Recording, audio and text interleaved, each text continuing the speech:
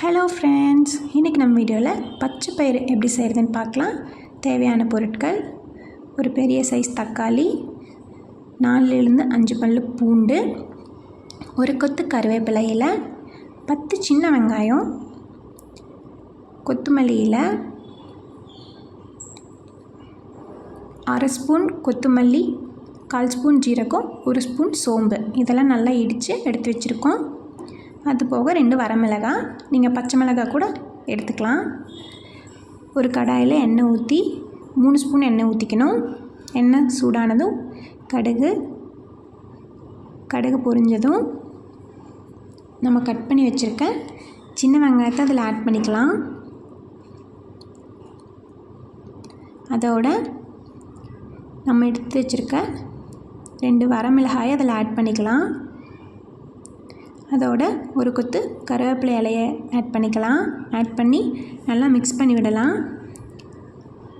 வெங்காயம் ஓரளவுக்கு வதங்கினதும் நம்ம இடித்து வச்சுருக்க பூண்டு, ஜீரகம், சோம்பு, கொத்தமல்லி இதை அதில் ஆட் பண்ணிக்கலாம். ஆட் பண்ணிவிட்டு அதோட பச்சை வாசனை போகணும், அந்த அளவுக்கு நம்ம மிக்ஸ் பண்ணலாம். அதோட பச்சை வாசனை போனதும் நம்ம கட் பண்ணி வச்சுருக்க தக்காளி அதில் ஆட் பண்ணிக்கலாம். தக்காளி ஆட் பண்ணிவிட்டு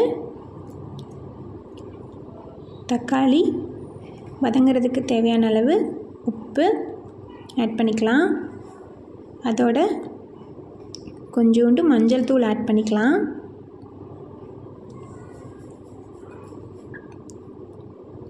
ஆட் பண்ணிவிட்டு நல்லா மிக்ஸ் பண்ணி விடலாம். ஒரு 2 மினிட்ஸில் தக்காளி நல்லா வெந்துடும். இப்போ நம்ம எடுத்து வச்சுருக்க பருப்பு அதில் ஆட் பண்ணிக்கலாம். நான் பச்சை பயிறு வறுத்து வேக வச்சு எடுத்து மிக்ஸ் பண்ணியிருக்கேன். நீங்கள் வறுக்காமல் கூட ஆட் பண்ணிக்கலாம். வறுத்து செஞ்சோம்னா நல்லா மணமாக இருக்கும். நல்லா கிளறி விடலாம். ஒரு 5 மினிட்ஸ் நல்லா கொதிக்கணும். நல்லா கொதிச்சிருச்சு. இப்போ அதில் மல்லி இலை தூவி ஸ்டவ்வை ஆஃப் பண்ணிடலாம். அவ்வளோதான், டேஸ்டியான பச்சை பயிறு ரெடி.